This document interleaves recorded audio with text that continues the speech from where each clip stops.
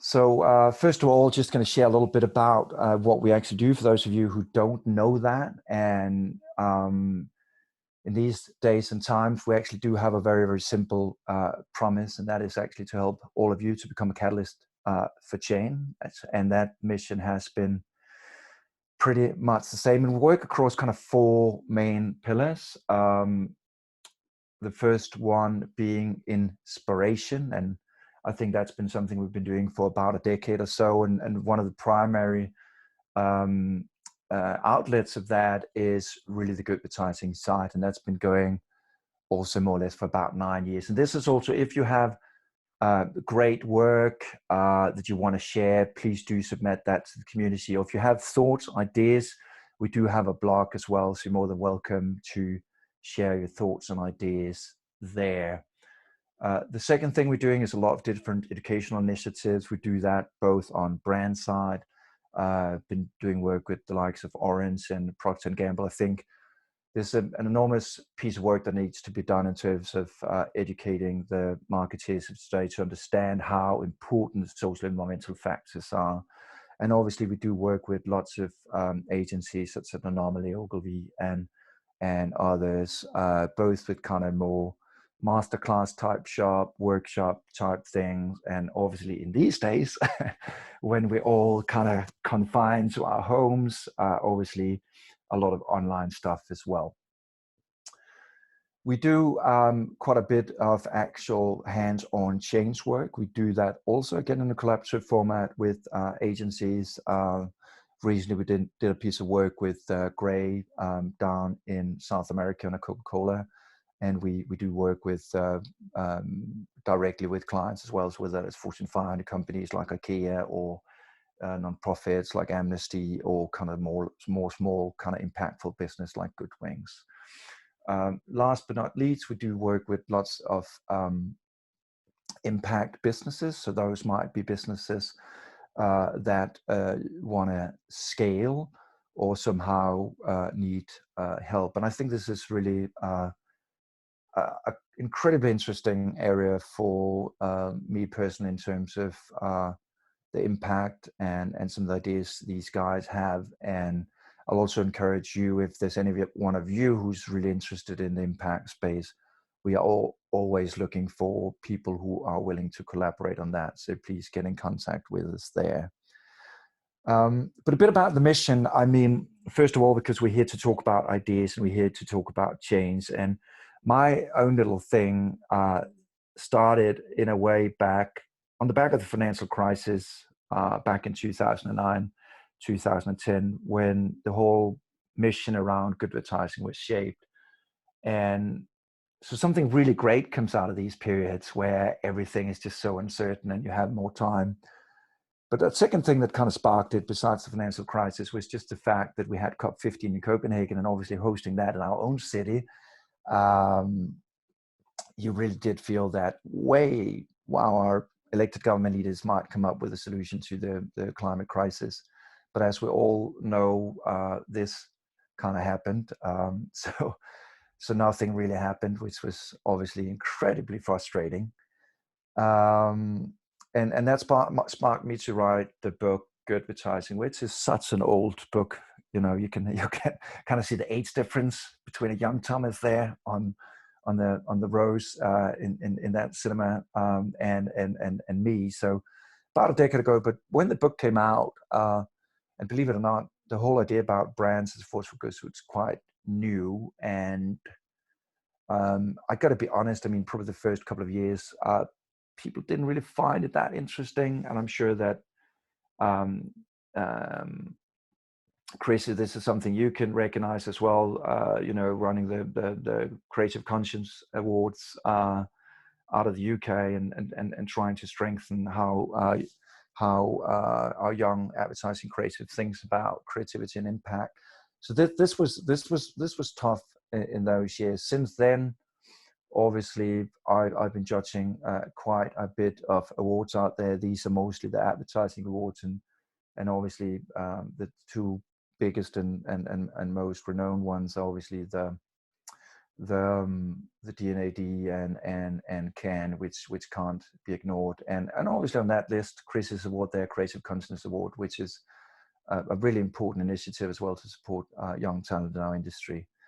A bit of nostalgia for me. This was last year in Cannes, so the jury, where I joined the second year of the Sustainable Development Goals jury. So I was really happy that Cannes finally was acknowledging those initiatives. And a little fun fact, actually, for those of you who are really like into the ad world, David Droga there, who was also one of the guys that interviewed for my book.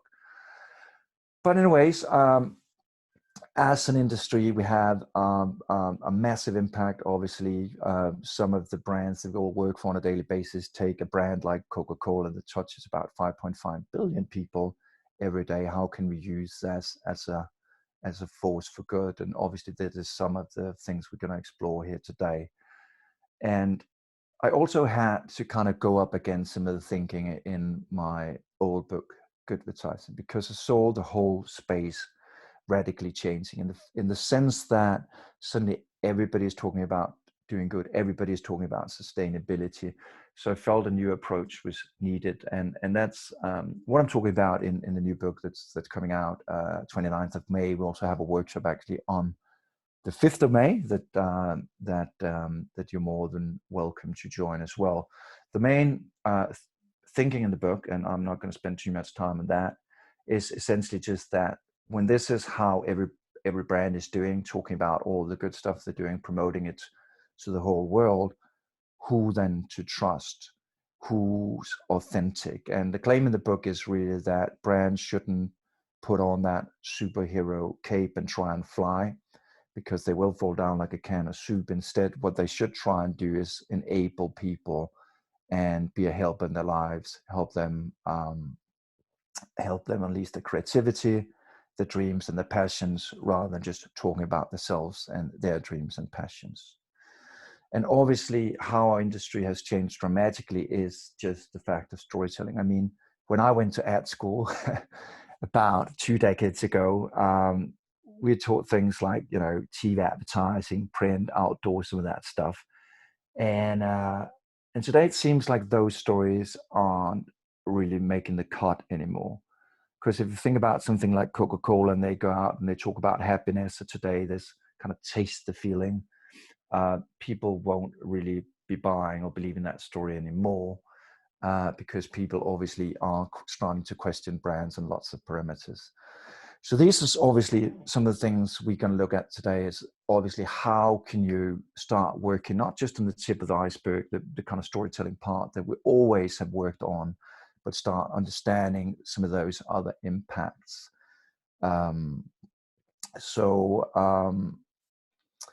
Because it's becoming extremely more difficult to make the cut, to make those stories relevant, to make those stories believable. And let me just kind of compare that. I mean, if you think about it, just to make the cut through an advertising award, it's kind of the similar mechanics, the similar thinking that goes into making it relevant for people out there. And if you just look at kind of the typical kind of award numbers, if we take something like Cannes, the STTs, there's probably about 900 entered cases. 90 of those make it to the shortlist, so that's about 10%. 20 of those make it to the medals, so getting a bronze, a silver, or a gold, and just one of those make it to the very top, to the Grand Prix in Cannes. But the biggest change I have seen, and especially in this space, is that don't focus on your peers, don't focus on what they're doing, and maybe actually just don't look too much into the world of advertising, because world bettering work, impactful work is not happening in the world of advertising. That's not where all the exciting stuff happens. Your real competition is actually about 7 billion people out there that are all armed with great ideas. And especially because I do actually think the two biggest drivers at the moment for some of the creativity that I see, and I see most of the exciting stuff coming from entrepreneurs in the impact space. So the two biggest drivers I see that works is actually something that's probably not politically correct to talk about, but hate. The fact that you hate something so much that you just absolutely need to change it. Or the other side of the coin, love, something you love so much you just absolutely have to protect it. And when we look at business and when we look at brands, they are faced with what I would say is 5 mega trends that are dramatically going to change how those brands and businesses are operating. I'm just going to go through those very, very quickly. So the first one is urbanization, just the fact that we're all living in bigger and bigger cities. What does that mean if you are a car company? Like, for example, Ford, they don't see themselves as a car company anymore, but they see themselves as in the mobility business, moving people from A to B. This is a picture I actually took on the way to the pyramids in Egypt. This is a picture you don't see too much of in the tourist brochures, but this is actually where people are living, and it goes on and on. I'm sure that some of you have been in Egypt as well.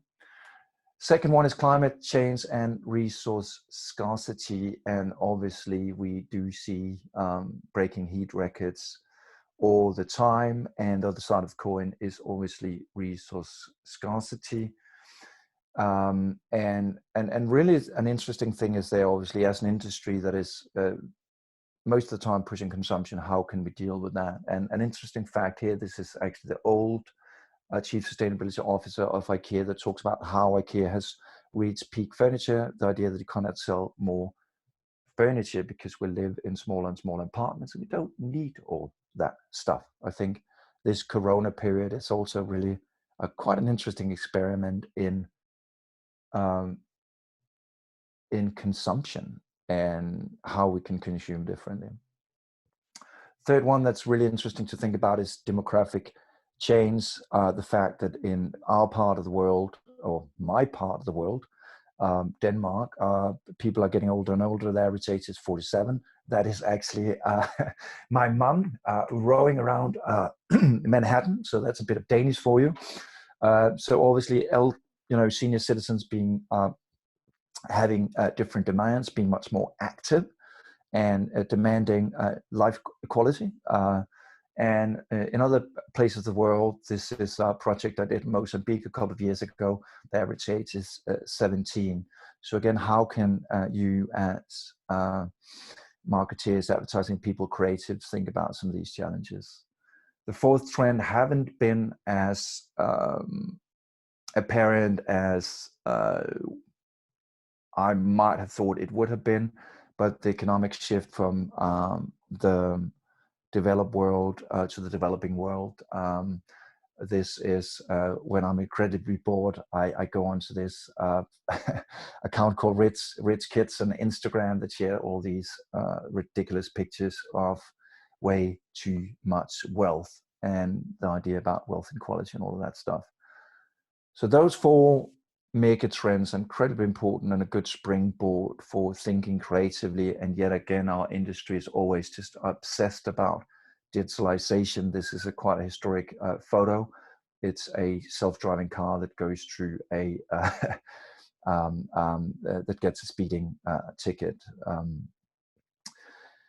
And when that is said, actually, the thing about and the idea that advertising is a force for good is basically not something new. And I think the design industry has probably been much better at embracing that. This is a poster that goes back in 1970, the fall of 1970. And it really talks about how the designer needs to make a deliberate contribution to society. He must be able to integrate all he can learn about behavior, resources, ecology, and human needs. And obviously talks about how taste and style just aren't enough. So one thing that has changed, though, is that luckily we can have female designers as well, because this poster only talk about he as a designer. So That's just kind of just to set the scene. But what I really want to do today is just to share 7 hacks, 7 things that I have learned along the way from judging in Cannes, from looking at campaigns the last 10 years, and obviously being hands on with lots of interesting work over the last decade or so.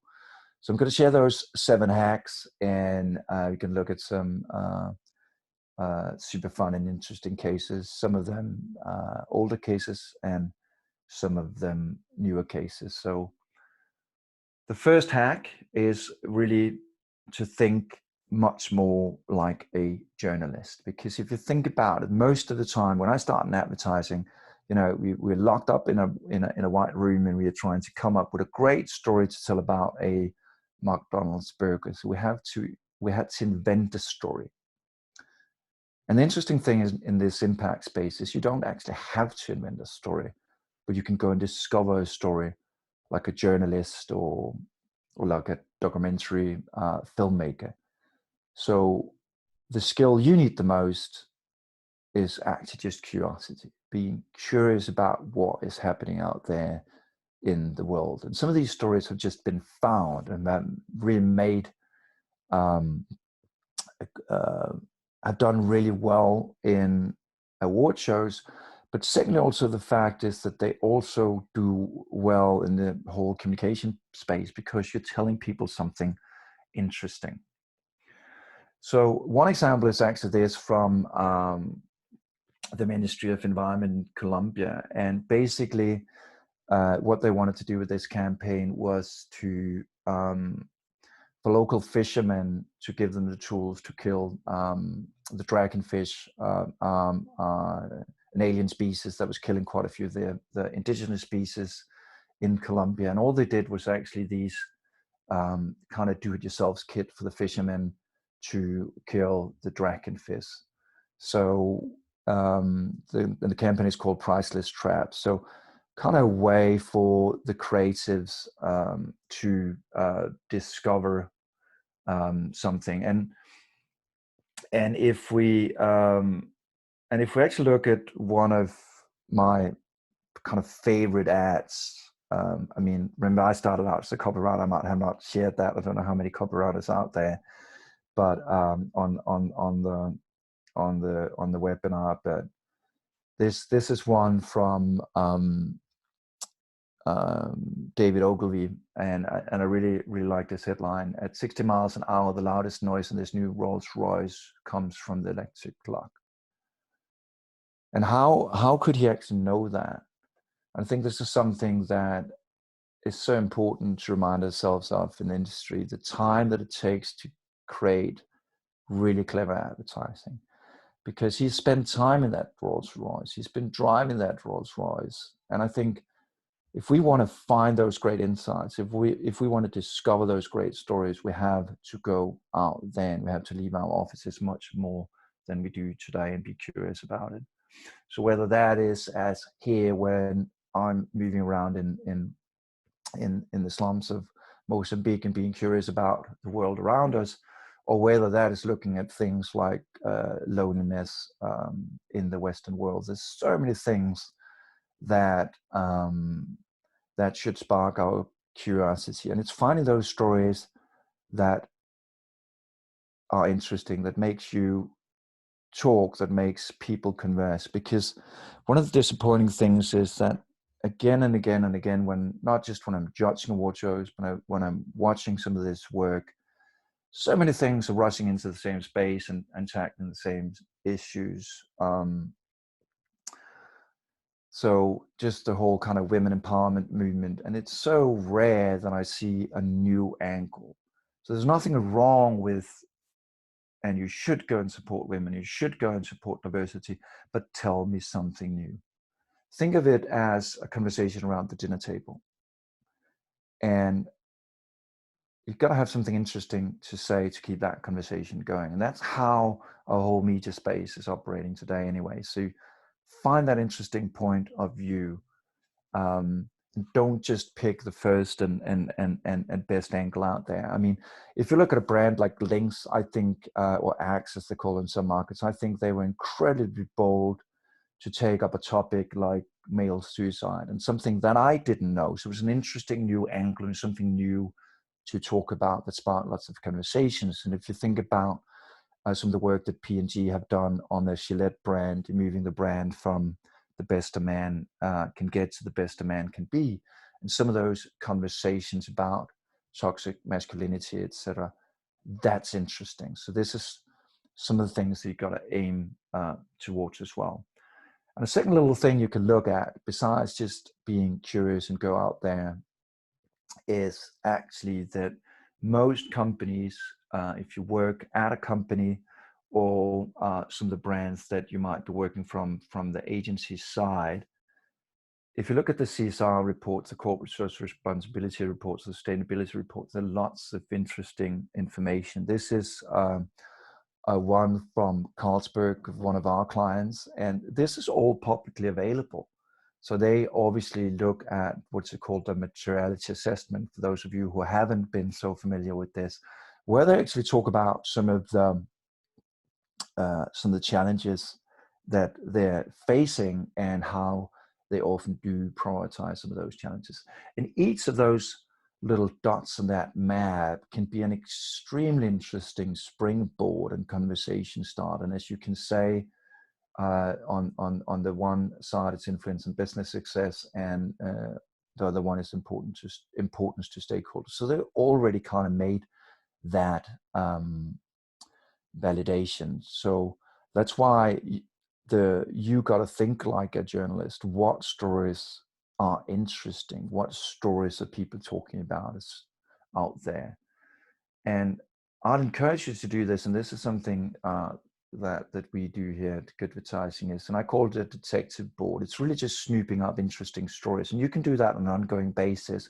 So every time you come across something that sparks an interest, something that's new, that's fresh, that's something you didn't know, for example, that plants are good for your psychological well-being, which is one of the stories that I have on this slide, or how older workers feel like, or I love that headline from the 2016 Olympics that trash was actually slowing down the sailors. So trash was an obstacle for those people winning in sailing. So how can you use some of those stories? So what you can do is you can do this on specific assignments, or you can do that on specific brands, and just asking everybody in the office to add stories to that little board. The second thing that is really, really important, as I said, that stories won't just cut it anymore.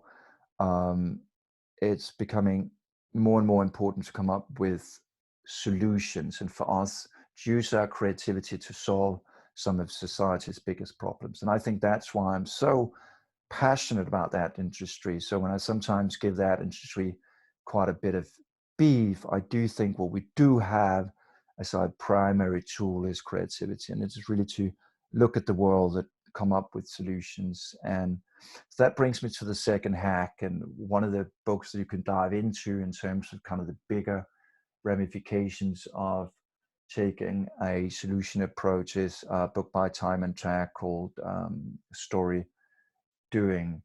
But so that that second hack I want to look at is really about solving stuff, finding real solution. I'm going to share a few of the campaigns in that space that's interesting. And this campaign actually goes a while back. So this is Australian telecom provider called Optus, and some of you might have seen these news stories, unfortunately, coming out of Australia with white shark attacks, and obviously that one of the approaches that did take in Australia was actually killing the sharks, which absolutely doesn't make any sense at all. First of all, sharks are incredibly important in terms of biodiversity, and the second thing is that there are so few shark attacks. I mean,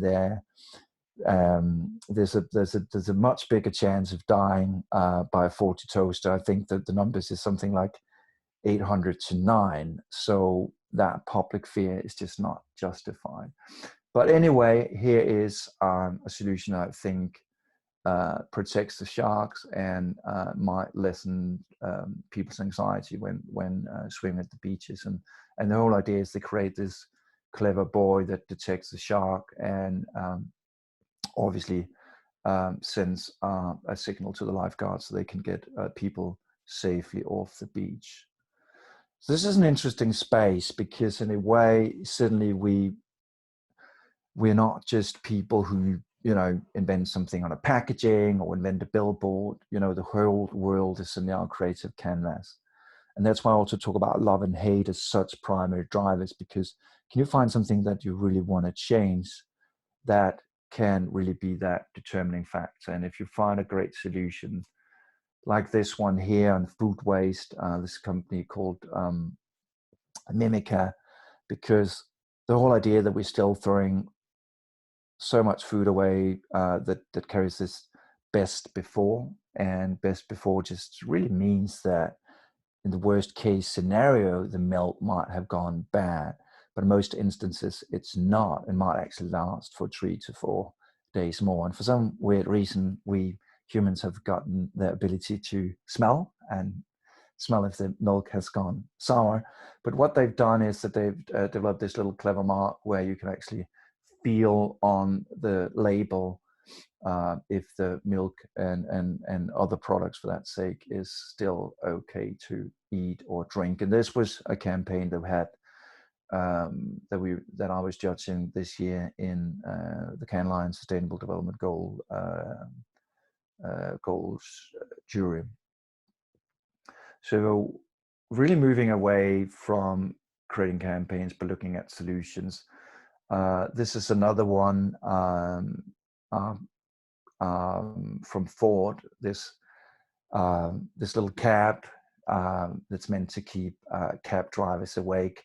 So if your head moves into a kind of sleeping position, that the cab will wake you up. So there's lots of interesting stuff in that space, and I think this is really one of the categories that are exploding this year. And as I said earlier, for those of you who heard it, I was just judging a D&AD Impact last night. 8 hours of hardcore judging. Still have a couple of hours to go, but lots of these kind of story doing, solvitizing, whatever you want to call it, approaches. One I saw yesterday coming out of India, I thought was quite clever. In India, everybody's just kind of hunging their cars all the time. So they actually made a traffic light that will keep being red until people stop the honking. So quite a nice way of combining behavior change with a solution to a city problem. So what are, and this is time just to stop up and reflect a little bit. Also, if you have some questions, but really what are, now I obviously removed the slide here, which was not intentional. I'm sure Mara is going to share the question as well, but what are some of the strengths and weaknesses in a saying versus doing approach, and are there any examples? And also just if you have some questions already now, I haven't actually been able to follow if you have some questions. Myra, do you have some questions from anybody in the webinar? You're also welcome to ask them now if you have, and we can dive into them. No, everybody's been listening to you very firmly. But yeah, guys, this is the moment. If you want to share something or ask a question, you have like a nice campaign that you can, another example that you can share, this is the time to do it. Or I'll continue to share some more hacks. Great, it seemed like I guess we're going to continue with the hacks then. Yeah, okay. Let's do that. Let's do that. Let's do that. Oh, Oda just wrote something. Great. Can you read that aloud, Myra? Yeah, Corona screwball cans to reduce six-pack plastics. Do you want to expand on that? Do you want me to? Do you want to say it, or do you want to write it on the chat? I'll just see Corona screwball cans to reduce six-pack plastics. Yes, exactly. Yeah, thanks for sharing that, Odette. It's actually one of the cases that so a nice little segue there. This is actually one of the cases that we're going to look at just now in that next little hack that I'm sharing with you. So let's look at that case, and I'm actually going to compare that to another case that Carlsberg did. Both cases are from last year's Cannes Lions and lots of other award shows. So I'll return to that, Odette. Thank you so much for sharing that. So the third hack, and I think this is really important, that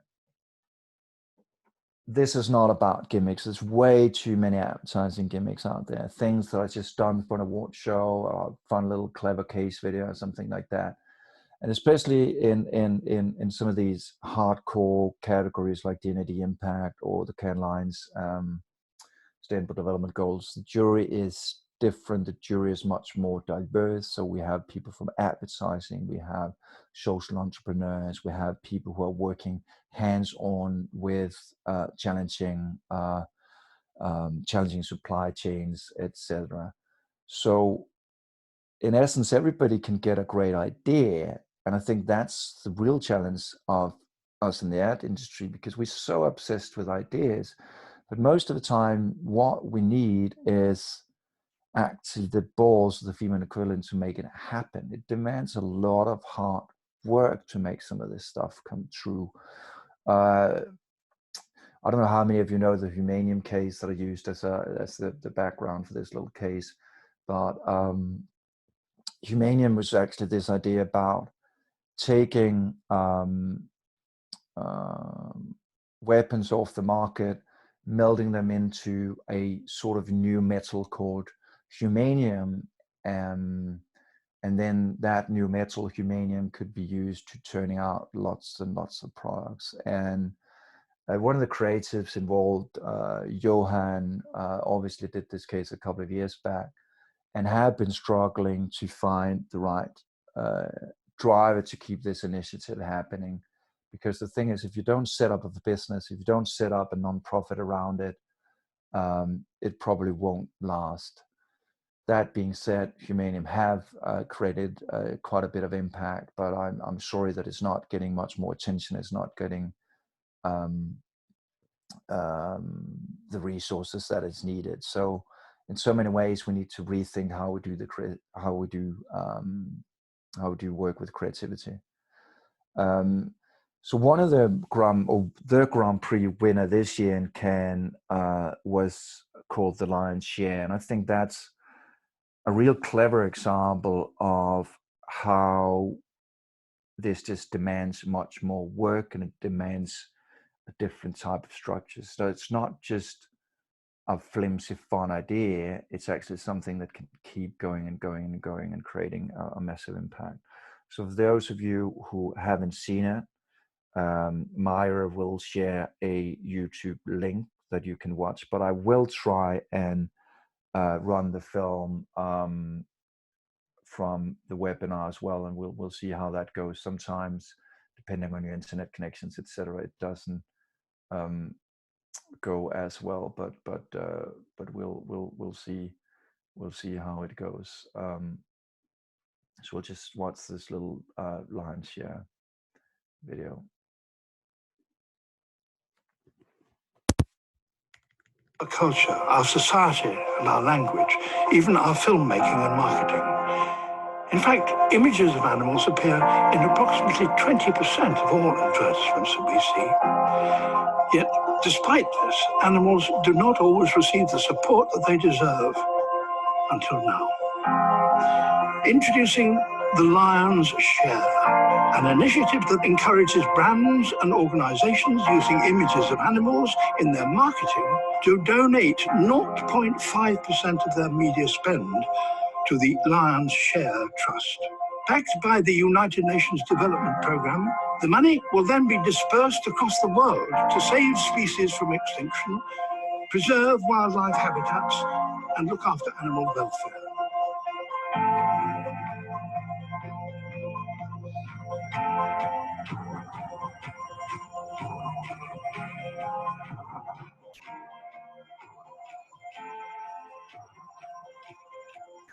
New initiative called Lion's Share. Very simple, brilliant idea. I think that if we all do this together, then we can have this positive impact. Amazing.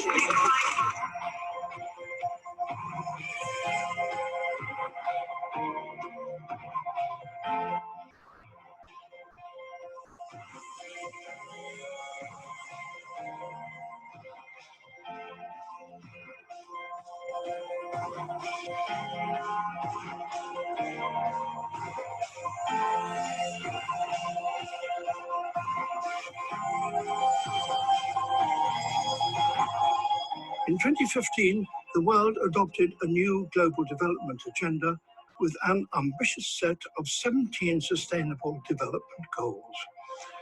Now, through the Lion's Share, advertisers have a real opportunity to act and deliver on these sustainable development goals by making a small change in the way they recognize animals in their advertisements.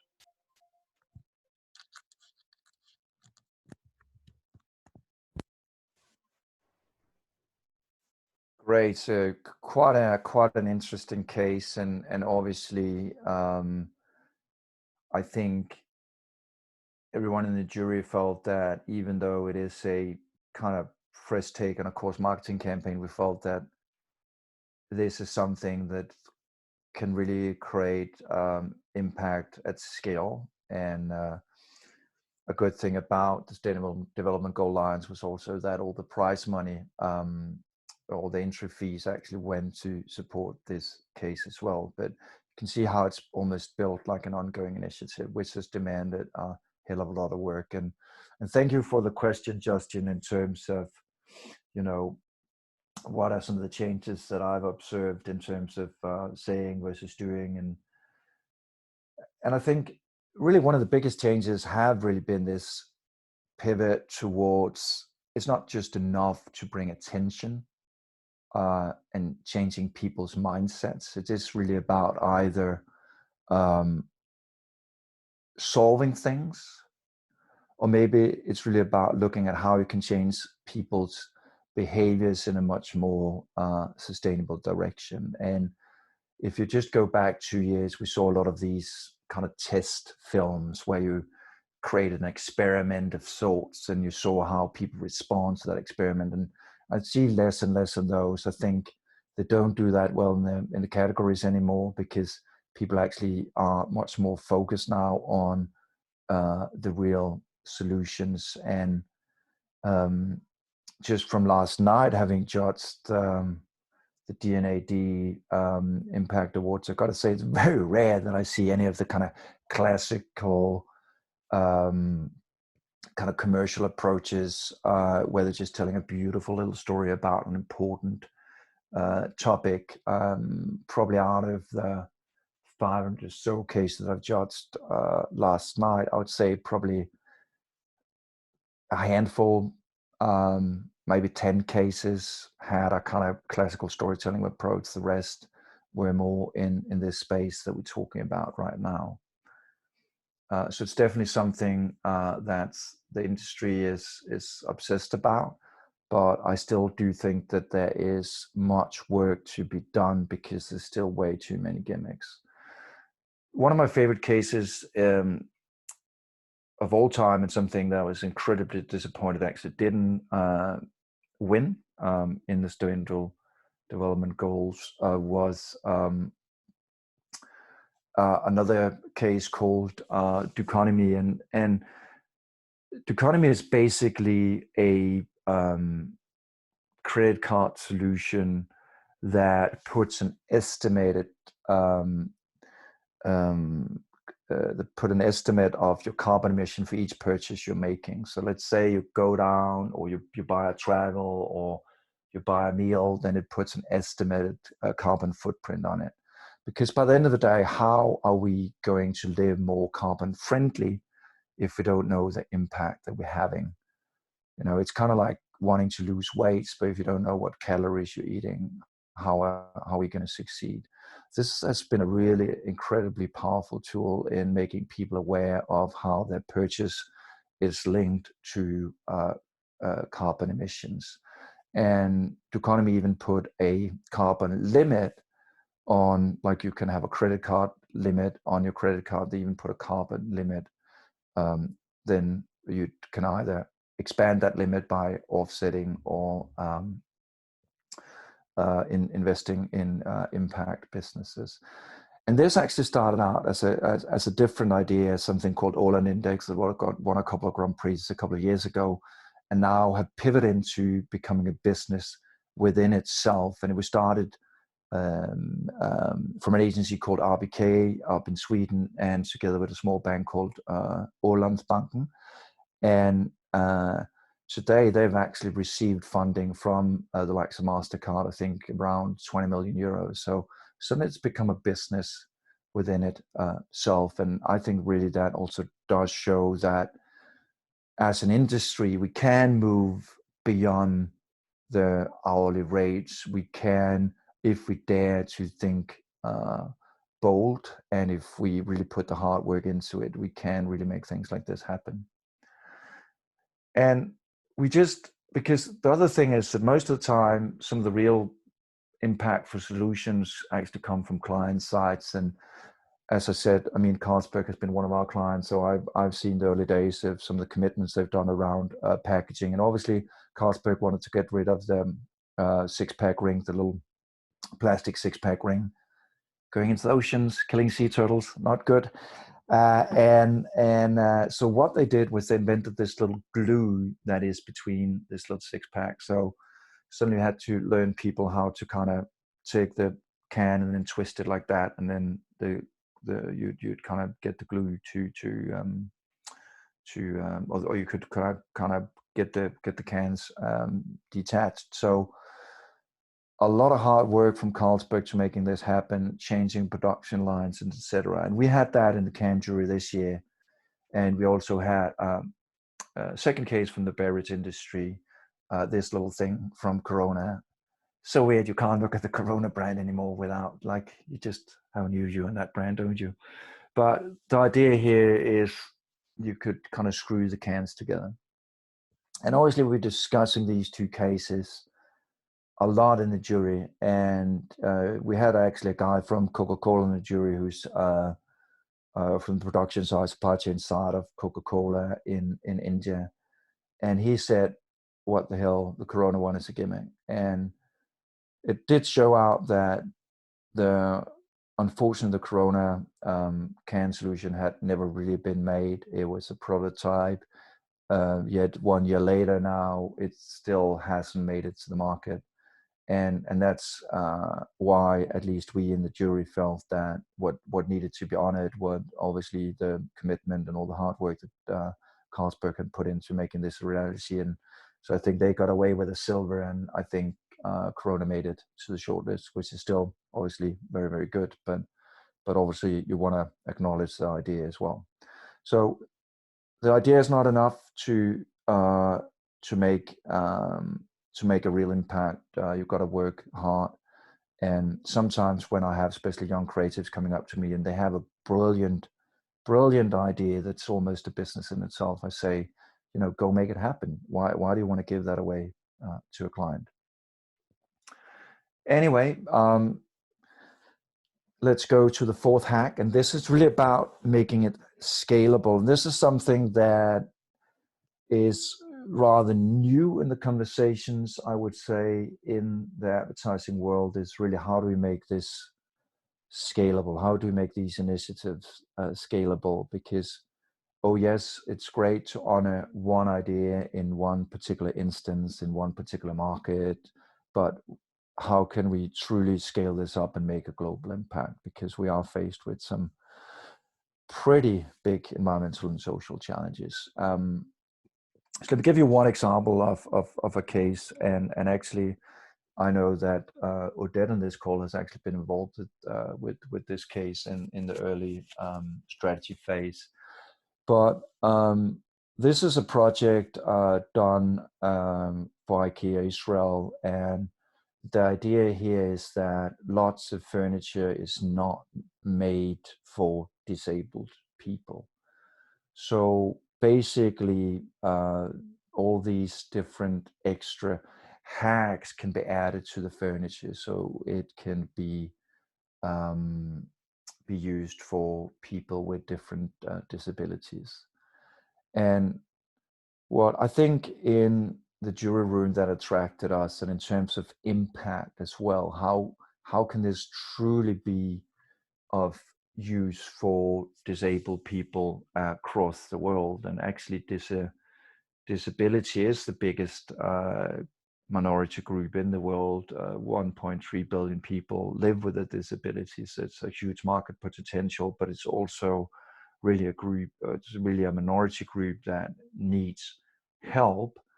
And so the thing that they did was obviously making these open source blueprints available, so people across the world could print them at home or in a 3D print shop in the neighborhood. So this was something that we in the jury felt was incredibly important. And because obviously sometimes with clients, it can be incredibly difficult to get them to adopt these things and spread them across markets. And IKEA, I've worked with IKEA for multiple years, and one of the things is obviously that they are they work as a franchise. So the head office doesn't just determine everything, but the local IKEAs have a lot of power. So that makes it incredibly difficult to scale things. And the thing about scalability is also that we, as advertising people, got to take the backseat sometimes. As I said, maybe it's not so strange that people are not that engaged in our advertising anymore, because they're pretty much used to being the ones that can advertise themselves, whether it's on Instagram, or they can make the products and the services themselves. So why should they listen to brand XYZ coming up with creative solutions? They want to be engaged. They have dreams, they have aspirations. And I think one of the things that you can do if you really want to scale up initiatives like that is really to understand how you can help people make the changes that they see or they aspire towards in their lives. And one good example is a campaign from II, which is an outdoor retailer. You might have seen it, that did on Black Friday, where they encouraged people to opt outside, which ties into the mega trend that I talked about, the fact that we live in bigger and bigger cities and are disconnected from nature. So they created this campaign where everybody could take part. So they kind of created it for everybody to use and reuse. And it's really been incredibly effective at scaling. First year, 1.4 million people participated, and 4 years later, 15 million people participated. So think about how you can make solutions that are scalable. And earlier I talked about how this is not just about storytelling, about informing people about things that they should be thinking about, whether that is ocean plastics, but how do you actually really change behaviors? And we've done lots of work in the behavior change area. We've even created something we call the Change Maker Cards, our co-creation tool, a number of hacks that can help you think around behavior change. And sometimes we even invite the people whose behaviors we want to change as part of the creative process to give us ideas that we can then use in the creative phase. Let me give you one example of some of these kind of small behavior change hacks you can use. One is obviously reward. So how can you reward people for doing the right thing? This is a campaign from Antarctica, a South American beer brand, and during the carnival, what they did was that they didn't want people to drink and drive. So in the metro, at the metro stations, if you scan the barcode of the Antarctica bear, it would work as a metro ticket. So people being rewarded for the right behavior and for leaving their car behind. Another thing is, and this is really an easy hack, but quite often we forget to ask people to change behaviors. And this is probably one of the most famous ones in the world of advertising, when Ariel suddenly asked people to turn to 30, because in fact, it's the enzymes that do clean our clothes, and enzymes are becoming much more effective these days. Another ask like this one comes from the soap brand from Unilever called Lifebuoy, and this was something they did during a big Hindu festival, where they on the roti bread stamped, "Have you remembered to wash your hands?" So a notch, an ask for behavior change placed at the exact moment that you want to see that change happening. So I think this is where it becomes where we as an industry have a big role to play, because we do understand people's mindsets. We do understand the role of communication.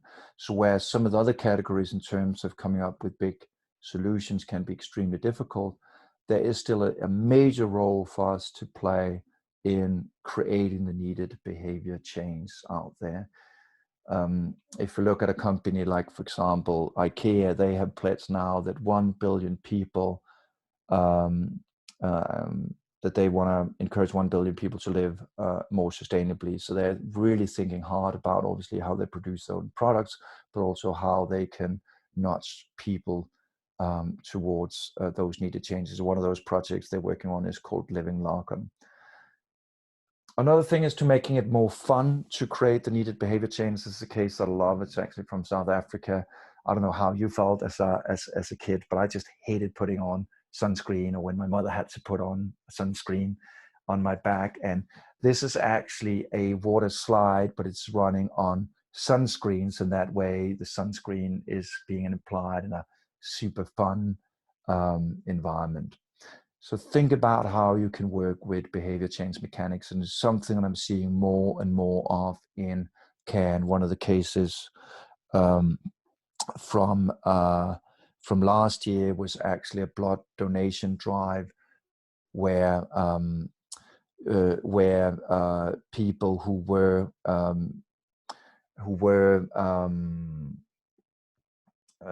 blood donors, when they were pulled over by a traffic cop, they wouldn't get a fine. So a way of rewarding positive behaviors. A new thing in the world of advertising is obviously, and this is the fifth hack. The fourth hack, I think, is Sustainable Development Goal. And I don't know how much you know about them, but we'll go through them quite quickly. But they are an incredibly helpful fire starter for creativity. Basically, the SDGs is a way of creating a shared language across some of those sustainable challenges that we are facing today. So each one of these 17 can be an incredibly important springboard. And as I said, if you go into the companies you're working for, or the brands you're working for, look at the sustainability reports, etc., you can dive into some of these areas as well. But it's also important to understand how those are separated. Some things deal with the biosphere, society, and economy. But even more important, and especially when we talk about communication, how do we make this relevant? How do we make this personal? And an organization that's done that is multiple partners, and they created something they called the Good Life Goals, where they actually have taken each one of the 17 goals and drilled them down to what can you do as an individual. And this is one of the things you can do. If you look at number 3 on this one here, is buy from companies that pay people fairly. So you can go and buy fair trade products, and you can go and buy direct trade products where you buy products directly from, for example, the farmers, the coffee makers, etc. So this is also a good springboard to look at. How do you make these big, challenging issues personal? This is that example from Cannes in the SDG jury. Quite often, unfortunately, farmers can't sell their produce, and so this was a way for a bank to making farmers deposit extra fruits and vegetables and turn that into money and deposit out of the bank account. And then they had a collaboration with a supermarket chain that would take some of these fruits and vegetables. So quite a fun way of fighting poverty. And this is from I believe India. And another thing you've got to think about today is obviously impact. I mean, how do we really create the impact needed?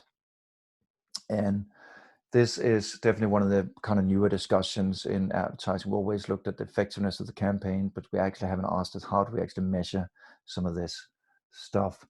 We are running a little bit behind, but we can come back to this little question and QA session to talk about how we currently measure campaigns success. But I'll just give you one example of our project from Cannes called the Open Door Project, which was really a very impactful project. So this was private schools, 55 private schools across India that opened.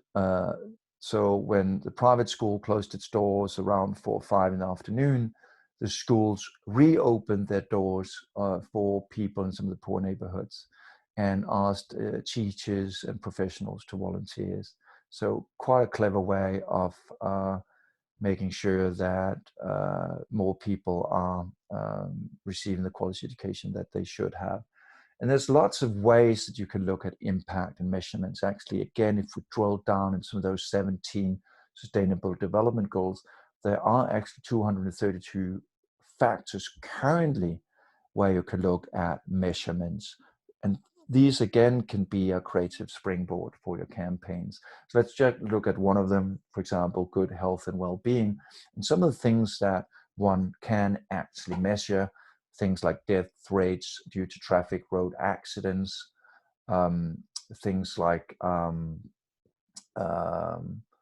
proportion of population with large household expenditures on health as a share of total household expenditures or incomes, things like that can be measured. And all of these different data points can again be something where you can maybe look at behavior change, maybe you can look at a way of solving this, or maybe it's really just about bringing attention to something that people didn't know already. And well, I'll encourage you to do a small little hack like the one that I shared in terms of the little detective board where you can gather these stories. Is always in the brief, have an impact section. So impact section. So how can you measure the impact of the campaign? Is that lowered carbon emission? Is that people exercising more?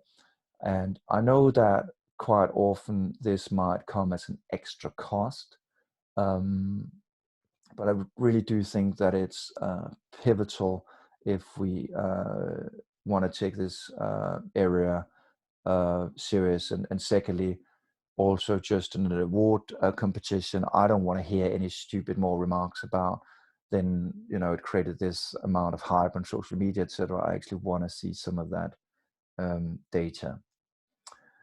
The next one is probably not as much a hack as a reminder, but it's just something that annoys me time and time again.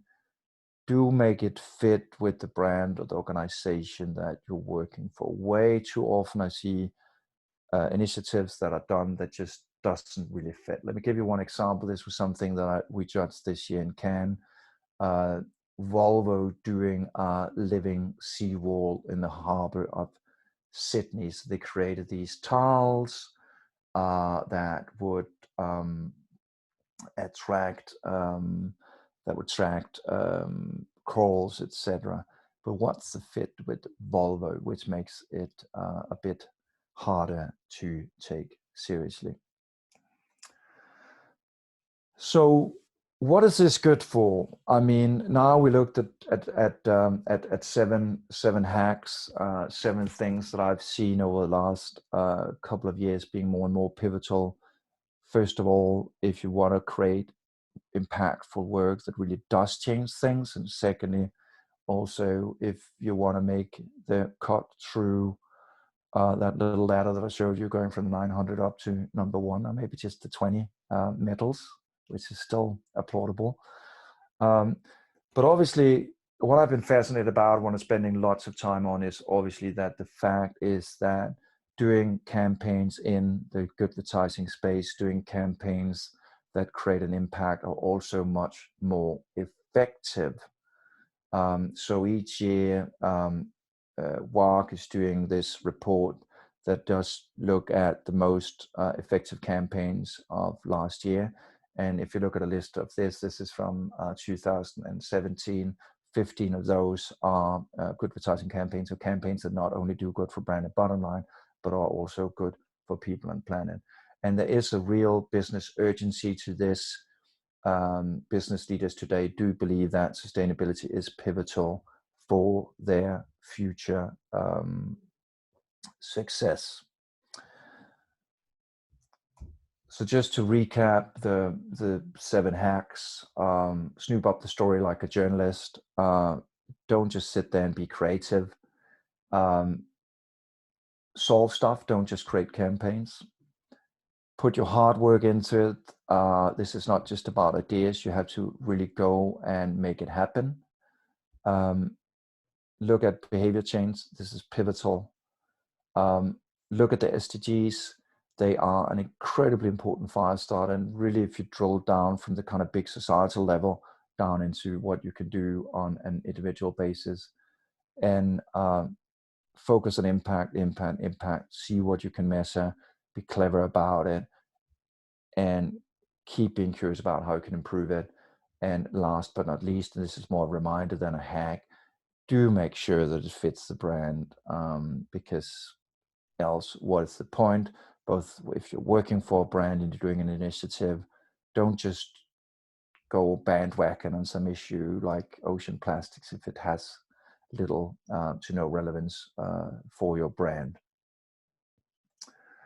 And lastly, and this is the Q&A session, I also want to talk a little bit about some of the barriers that are holding us back as an industry, whether they work on brand side or agency side. What are holding us back from doing great work? I think that's a really central question. And Myra, do we have some questions that have been asked along the way before we dive into this other question?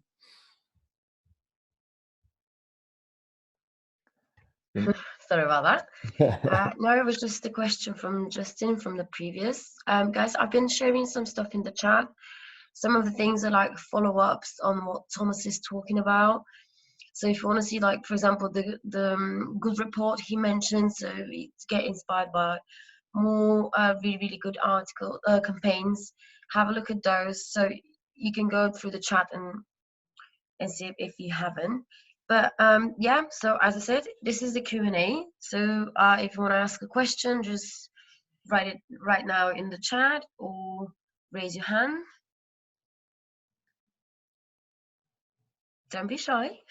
No, and if you don't this is your time to ask questions. It can be directly how to, judging, how to create cases that stand out, etc., etc. So it can be written in everything, or else I'm just going to dive a little bit back to that other question that I had in terms of some of the barriers. So what are some of the barriers that you are witnessing or holding you back from doing great impactful work? What do you see as some of the things that needs to change? So Justin has asked a question here: what do you think will be different in 5 years' time, and what will remain the same in terms of the change? Oh, I hate being a fortune teller and try and tell you how the future is going to look like. I think the best way to deal with the future is just to make the future happen that you want to see happen. I mean, I think our industry is faced with so many challenges, and I mean, isn't it incredibly interesting to see that even when we've had an economy that's just been booming, and yet still a lot of the agencies have been struggling. The marketing industry have been struggling in terms of kind of creating the relevance in the market that's needed. So I think we as an industry need to be much more. We need to be much more proud about the work we do. We need to be much more focused on the brand legacy, on making sure that those brands survive. And I think that's why also this whole impact space is so incredibly important, because as I said, storytelling is not enough anymore. A lot of these sustainability issues are essentially the ones that a lot of these brands are dealing with, the Achilles heel of these brands. And I think the next 5 years is going to be a crash test to see if these brands really are in this to create the needed change, if they are here to help us live better lives. And this is also obviously the topic of my new book, to say that, you know, we need a new approach. Brands need to open up. They need to be canvases for people's ambitions and the good lives that we all are aspiring to live. So rather than them talking about themselves and how good they are, they need to motivate us with one simple question: who can help people become? So that's at least how I see it. So this is where the industry have a big role to play in understanding how can we as an industry help people live better lives with all the knowledge we have about the markets, with all the knowledge we have about consumers out there. So so I hope that did answer your question, Justin. The minute Justin wrote his question, Odette wrote a question as well. Literally just went in at the same minute. I don't know if you see it. Yeah, Justin confirmed you answered. So I think we can move on to Odette's question.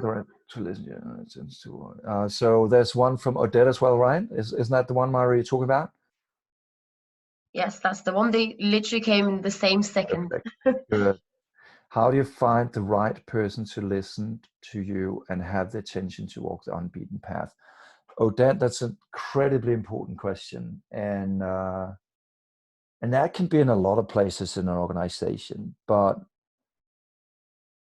and even for me in the work that I do and that we do, is that it's so important to find somebody like-minded, and that's also why my mission over the years have really been to become a catalyst for people to create the needed change in their lives and in other people's lives. So, because it can happen many places in an organization, maybe as with the famous case of Interface, a lot of people always say, hey, wait, wasn't that the CEO? But in fact, it was actually a working group within Interface that sparked the journey that they've been on now in terms of Mission Zero and now the new Net Positive journey.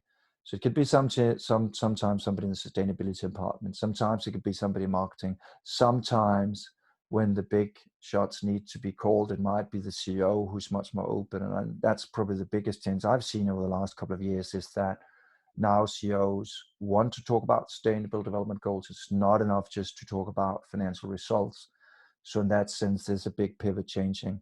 And when you find that one person, grab them, work with them, collaborate with them, because I think the change and some of the solutions that we've seen in this webinar would not happen unless you have allies, unless you work much more together. So there's not a simple answer to it, but I do think that it's about working much more with with your clients to get them to understand why is this important. And that's also why we for so many years have looked at education as a pivotal driver of this change in terms of getting clients and agencies to talk the same language. So good question, Odette. Thank you so much for asking that. Do we have other questions?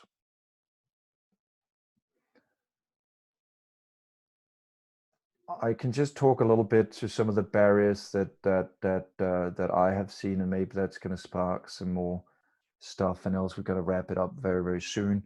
Some of the barriers, at least that I've seen in terms of creating great work over the years. One is, which I call higher pharma, is diversity. I mean, how are we going to solve some of these incredibly challenging assignments when we're just all from the same advertising or business schools? When we all come most of the time from middle to upper class families, same ethnicity, all of that stuff. So we really need to shake things up and invite differences inside our agencies. I think this is much more pivotal now than it was before. I can see today that the talent we're getting into our agencies are, in my opinion, becoming much less interesting because most of the time everybody want to work for a startup. They want to be entrepreneurs. And as an ad industry, we seem kind of old school, almost like a sausage factory. So we definitely need to open up for differences. Second thing, leave the office. I think it's great to see these Corona times where we've all been working from home and what sort of creativity that can spark. But I don't really see a lot of good ideas coming from working within the white walls of an agency. You need to go out there and be extremely curious, and also surround yourself with other people than advertising people. Go to other festivals than the festivals that the rest of us are going to. Thirdly, exercise your neurons. I think education in our industry has become so pivotal. There's so much change happening, not just in the digital space, but obviously in the sustainability space. So see how, if you don't have educational programs, invite speakers into your agency, spark debates, use this time to stream webinars you never dreamed about streaming or whatever it is. And the fourth one is really marry your clients. This is the time to collaborate. I don't think any of these solutions that we've seen wouldn't happen if there isn't a great collaboration between client and agency sides. So that's incredibly important today. So I don't know if you have any other questions, because I don't want to steal too much of your time. But either, as Myra has said, either you can raise your hand and you can jump and ask that in by video or by voice, or you're also welcome just to write it in the chat. And then I also just want to tell you that we actually do tomorrow have a webinar coming up on sustainable marketing, where we have a special guest, Santa Vanendal, who is the CEO and founder of Heldegren, which is a Dutch sustainability agency that's doing lots of interesting work in that space. So the difference between what we've talked about today, which has been focused on creativity, the other one is going to be a bit more practical on how you shape your sustainability messages so they're authentic, they're believable. But there will be some overlaps, and there'll definitely be some of the stuff you learned today that you can build on tomorrow. And then the 5th, I'm going to talk about my new book that's coming out the 29th of May, and how you need to rethink purpose completely, how you need to build meaningful brands, and how you need to put people first by asking that one simple question: who can you help people become? Last but not least, after this webinar, obviously, we do have a shop where you can buy lots of interesting things from the new book, other webinars, etc. And you can use the little webinar code to get a discount. And obviously, do follow the mission if you're not doing that already on social, where we'll be sharing lots of other stuff as well. And There is a question. We have some more questions coming yes. here, so that's great. It's from Murado. It says, many agencies want to apply this trend to their clients without really embodying it themselves. Do you think this is possible? Because he thinks it's not. And if you want to apply this trend to the clients without really embodying it themselves, do you think this is possible? Personally, I don't. Thank you, Radu, for asking that question. Yeah, I mean, it's difficult these days. I mean, and obviously depending on what agency or what brand you're working for, how do you make that balance? And I think these are still early days. And obviously, in the perfect world, yes, as an advisor, you should obviously embody those principles yourself. But you know, especially with the network agencies, we see network agencies represent many clients across many industries, like, for example, oil and others. I've always had the philosophy that this is not about boycotting clients. This is not about letting go of clients. I think it's about helping the ones to pivot to a more sustainable mindset. But it is a challenge, and I see very few agencies that have put very clear principles in place. But again, begin with education and begin with having that dialogue at the agency, even inviting your clients on board to have that dialogue with them is, I think, incredibly helpful. And I did see there was another question from Odette, or maybe that was more a comment in terms of the barriers. It's obviously finding the right client within organizations. That's a bit on and that's that same note. But I mean, we looked at some hacks. We looked at some organizational structures. I hope this has been helpful. And obviously, I will encourage you, if you have some questions, do ask them now. This is your last chance to do so. And if not, you're obviously welcome, probably best on Twitter, but to ask the question there. And else, I truly want to thank you for joining this webinar, and I hope to see some of you tomorrow or on the 5th of May. And obviously, wish you the best of luck with creating impactful campaigns. And I do hope that I will see some of your work in some of the upcoming award shows. But any last minute questions, now is your time. And else, we just want to thank you all for joining this webinar, and thank you for supporting us in this difficult time when you cannot travel and when we can't meet face to face out there. And you're also welcome to obviously share feedback with Myra and I in terms of how you have received this webinar. So thank you so much, everyone, and have an awesome day. And thank you again for joining. Thank you.